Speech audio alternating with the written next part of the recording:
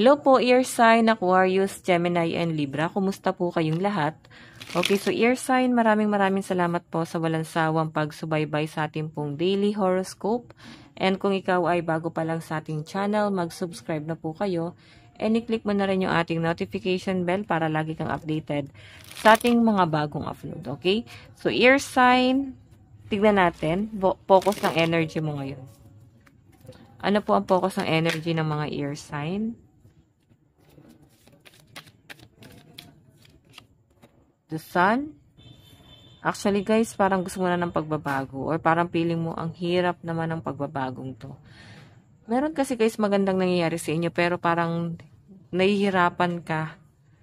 No? Nahihirapan ka na i-work out yun. Like, yes, maganda na ngayon nangyayari sa buhay mo ngayon pero may challenge pa rin talaga. Siguro ganun pa rin, ganun din guys sa relationship. Oh. Yung iba sa inyo guys, ayan, baka, parang meron kayong ibang tinitignan dito. Parang, paano kaya kung win-workout ko yung relationship ko na yun? Or pwedeng, nakikita mo na ang laki na ng pinagbago. No? Ang laki na ng pinagbago ng person mo. Siguro dahil, lagi kayo nag-aaway. Ayan, no? Yun yung tinitignan mo ngayon eh. Parang, hindi na siya yung dati. 6 of Wands. Parang anytime, or pwedeng takot mo to. Takot mo na baka pwede kanyang iwan, or talikuran. Ayan, meron din ako nakita Ear Sign, alitan. Okay, sige, tignan pa natin, Ear Sign. Ear Sign.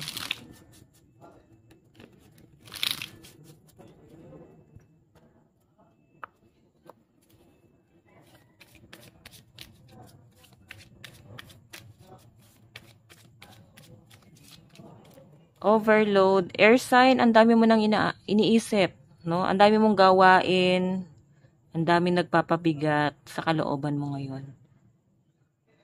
Okay, parang feeling mo hindi ka na nilayaan ng problema. Okay, yung iba sa inyo parang gusto mo pansamantalang magpahinga muna. Okay, meron po tayong loss. Ayan, no? Nangungulila ang mga ear sign. Pwedeng sa mga nangyari. So, ito kasi guys, mga bunga ng mga maling desisyon. Okay? Kung may mga maling desisyon kang ginawa sa buhay mo, I think pinagsisihan mo yon. Or pwedeng ibang tao guys yung gumawa nun, nagsisisi sila, no? Kung may mga maling desisyon silang ginawa, para masaktan ka ng ganyan. I think, ayan, nagsisisi sila. Or pwedeng ikaw to.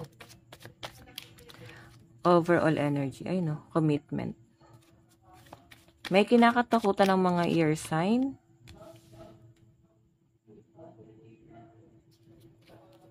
Okay, meron kayong kinakatakutan, I think, parang mahuli. Pwedeng trauma, guys. Ayan o, sa relationship to eh. Meron ba kayong ginagawa? Or pwedeng, merong ginagawa yung partner mo? Baka meron pagdududa, may pinag-aawayan ba kayo dito? May nakikita kasi ako dito, guys, na pwedeng may pag-aaway dahil selos, or pwedeng trauma. Okay?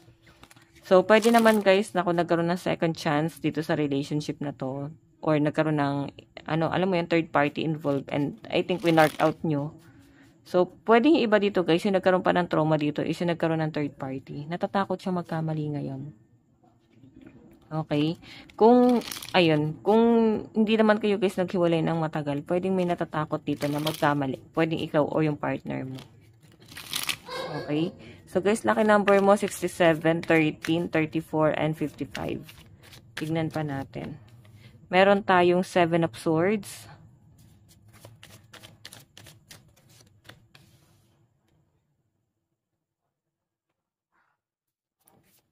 Nine of Swords. King of Cups. Justice. Okay, so air sign, parang gusto mo na pansamantalang magtago, no? Siguro sa mga problema, parang gusto mo na guys umalis, tumakbo, gusto mo nang takasan yung mga problema mo ngayon. Ang dami nyo guys iniisip, parang feeling mo ikaw na lang lagi yung sinisisi sa lahat ng mga pagkakamaling nangyayari ngayon. Okay? Kung alam mo guys na may pagkakamali ka, kailangan mong tanggapin yun. Kailangan mong tanggapin yun. Hindi mo kailangan ipagtanggol pa yung sarili mo. Ang mali doon guys is yung inuulit-ulit pa sa inyo yung pagkakamaling ginawa mo. Pwede yun ang nagpapahirap sa inyo. Yung inuulit-ulit sa inyo itong bagay na to. So, meron tayo guys, loss and 9 of swords. So, nahihirapan matulog sa gabi, nagkakaroon ng insomnia or basta nahihirapan ka rin dito guys, no? Pwedeng may namimiss ka na isang tao. May nawala rito na nangungulila ang mga air sign. Okay, yung iba sa inyo nagiging emotional kayo, siguro tuwing gabi. Parang ang dami na lang nangyayari, ang daming problemang nangyayari. Alam mo yun, nagiging emotional ka air sign. Okay? So, ngayon, pwedeng matutulog ka ng may mga iniisip ka pa rin. Okay, so air sign, etong commitment na to, King of Cups, hinihiling mo siya. May pinagdarasal ka rito. Pinipilit mong maayos. Pinipilit mong i-work out. Okay? Pinipilit mo guys na magkaroon ng magandang connection sa inyo ng person. Pero kung gusto mo talaga guys na magkaroon ng magandang connection, ang sinasabi rito, kailangan parehas kayong may gusto na mangyari yon, na i-work out yan. Okay, ito guys, evidence and justice. Okay, so I think guys, ayan, baka may nilalaban kayong kaso or pwedeng may parang ano guys, tawag dito, confrontation. Okay, parang binabatas guys. Dinadaan sa masinsinang usapan. Okay, ayan o, justice as evidence pa. Kasi parang hindi na guys makatarungan. Yung iba sa inyo, meron kayong pinagtatakpan pa rin or pwedeng sila. Kung sa relationship naman to guys, pwedeng ayan na nga, may huli na no, kung may third party or kung ano man to guys, pwede itatanggi pa rin ng isa. Okay? Nagiging defensive yung gumagawa ng kasalanan dito. Pwedeng partner mo to, magiging defensive sa inyo. Pagtatakpan niya pa rin guys yung pagkakamaling ginawa niya. Or pwedeng meron pa rin kayo guys pagtatakpang tao. Kasi ayun na guys, i-open pa yung mga mali. Okay, tingnan natin guys, advice. Meron tayong last quarter moon in Leo, lighten up. So, air sign, nakikita ko na unti-unti kang naliliwanagan. Okay, unti-unti kang parang binuhusan ng malamig na tubig. Yun yung nasasagap ko rito. Hindi na guys katulad ng dati. So, may nakikita kong parang nagsasabong yung energy.